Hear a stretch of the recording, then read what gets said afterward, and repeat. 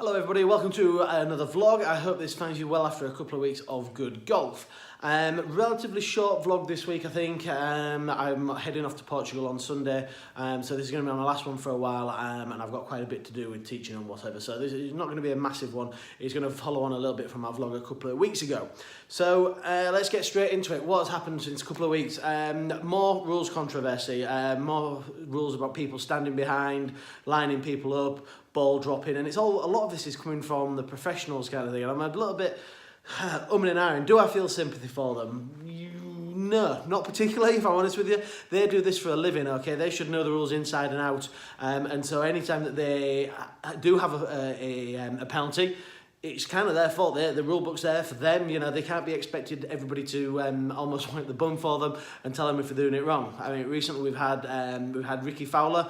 He took a drop from shoulder height in Mexico after shanking one, and if he'd have picked the ball up and re-dropped it, no problem, because it would have just come under a incorrect drop, which it carries no penalties at all. But he dropped it from arm's length, or shoulder height, sorry, played the shot and incurred a penalty for that. Wasn't too happy, so I don't know if you saw what he did next, but he did what is quickly becoming to refer to as the toilet drop, okay? And I'll find a picture, because I have seen one, and I'll get a picture and I'll put it up right about now for you, okay? That is what you call a toilet drop. So yeah, lots of rules controversies. I'm not sure where this is going. I mean, are we going to have a redo of the rules in a very short space of time, or is this going to carry on until the next review, which is in 3 years' time?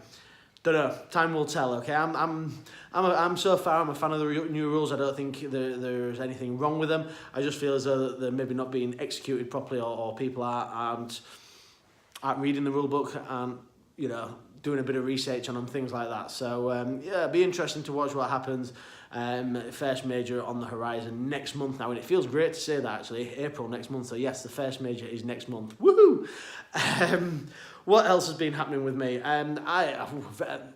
First for me, I've been golfing for a lot of years now. I'm 37 years old, which is quite old. I've been playing since I was 11, so I'll let you do the maths on that. So I've been playing golf for a very long time, and it's the first time I've ever been interviewed in these last 2 weeks. A chap called Paul, who runs a golf website called the Golfing Herald. I'm sure you may be familiar with it because he's interviewed a couple of other pros in the area. I think most recently he interviewed Straight here at Hornsey. So it was nice to have a little chat with him. That interview will be going on his website, I think he said, in a couple of weeks, so it's probably while I'm away. But I will let you know when it does. I'll let you all have a read of it. You never know, you might find out something about me that you didn't know. So anything else happening? Not a lot really. So let's move it on. Last week I've had so many good comments about pitching and people deciding whether or not to use the club or whether to use their arm as a gauge as to how far you are going to hit the ball, okay? So that's been really positive. Thank you for your feedback. I really enjoy getting that. Now, it's led me to sort of think a little bit about what else in pitching do people sometimes maybe slip up on. And a lot of the time, and it's a bit of a buzzword at the minute, and it's something that a few people have mentioned. I remember last week I kind of did this up to the camera, and a few people had said, well, Paul, you've got 52 degrees on the bottom of your wedge, but there's another number on there. What does that mean? So yes, so a lot of you will have heard the term bounce angle before, okay? And let's say it's almost a bit of a buzzword when it comes to pitching in the short game, but this is just a sign of how golf has evolved over the last 10 years, sort of invention of launch monitors and things like that, and just general understanding of golf. So on my club, yes, 52 degrees of loft. Whoop, where is it? There it is, 52 degrees of loft and 10 degrees of bounce. So where is that 10 degrees? That 10 degrees comes from that low point of the club there to the leading edge. Let me get that a little bit closer to the camera for you can see. So when I sit this relatively flat, you can see there is an angle of this bit here, okay, on that part of the club. That is what is referred to as the bounce angle.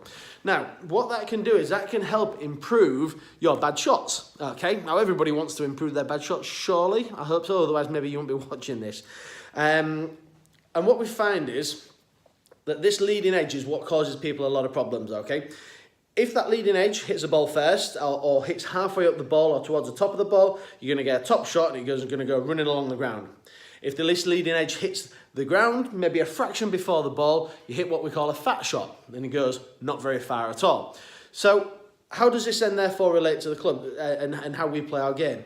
Well, as I just said, golf evolves. Now, not old school, because I know a lot of people who still use this method to pitch with it, and it's what they're used to. So if you pitch with this method, I would say fine, carry on doing it. But if you are looking at thinking about changing, then this may be the way to do it, okay? So going back, probably when I was getting taught, so quite a few years ago, it used to be a case of that you used to stand. I don't know if I can get far enough back here, guys, but you get the ball back of your stance with your wedge, and you tend to just rock your arms, okay, and hit the ball and try and control the distance at your shot just with your arms and not a lot of body movement in there. Now, what that does is, one of the things you got asked as well, to put the ball back of your stance, okay? Who plays with their wedge shots with the ball at the back of your stance, okay? I bet there's quite a lot. Now, what happens when you have that ball at the back of your stance, you create what we call a steep angle of attack. So you can see how I'm tilting that club forward here. Now, as you therefore bring the club down to the ball, if you can just see the ball there, sorry, okay, you have got, oh, there's a thin shot, there's a fat shot. There's not a lot of movement in what that club does, is there, okay? So, if you have that method, what you're best off doing is trying to find a wedge that has got a high bounce on there. So, a 12, a 14, a 16, okay, will help you, and it will help this part of the club hit the ground first, okay, and that will help you get away with a lot of your bad shots. It will stop this leading edge from digging in, all right? Now, one of the almost... not more modern. I'm trying to find the right words there, and if I remember them, what I'm trying to say, I'll jump in and probably change my tact here. But nowadays, okay, I tend to teach people to have the ball middle of your stance with your club. Okay, you have the ball in the middle of your stance, you have the club pretty much square to your body, which I'll do a demonstration in at the moment. And what we're trying to do is get you to swing the club, make contact almost with the ground just before the ball, but with this part of the club. That's the key, the sole of the club, not the leading edge. You get contact with the ground with that leading edge, you've got some problems, okay? So, if you have the ball further forward in your stance, which is what I'm trying to do with a lot of my pupils, let me get a bit further back so you can see this, okay? You can see that the ball or the club is pointing right in the middle of my stance. And what I'm trying to do from here, guys, instead of just rocking my shoulders, I'm actually trying to get my whole body turning. So if you slow that down, when I get into this position here, you see my hands, my club, okay, are all pretty much pointing straight at my centre line. There's no what we would call shaft lean, where the leading edge has any chance to dig into the ground. Now, if you're that sort of a player and you have the ball maybe a bit further forward in your stance and you are looking for something round about 10, maybe 8 degrees in terms of your bounce angle, so have a look at your clubs to see whether or not they match up with what you do. You can get bounce angles that are as low as 2, and can go up to like 18 degrees of bounce, okay? So it's interesting to see whether or not your wedges match up with your technique. Now, if you decide you want to change the technique, obviously come and see me. If you decide that you want to change your wedges to fit your technique, again, come and see me. We can have a look at your angle of attack, see if you are too steep on it, or see if you are steep on it, and we can find a bounce angle that suits you.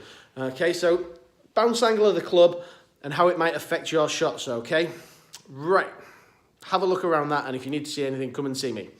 Now, moving on, last bit of the today, like I said, I'm going away on Sunday to Portugal for 2 weeks, basically 2 weeks. I've got 2 groups of coaching going out there. I'm going to the fantastic Pastana Golf Resort, playing at courses Gramacho, Pinta, Silvesh and Alto. We went there a couple of years, and I'm really, really looking forward to it. I've got a great set of pupils coming along with me. When I get back, I will be starting to plan for 2020, okay? I do try and get things ahead. So if you like what you see, because I will be putting pictures on Facebook, Instagram, Twitter.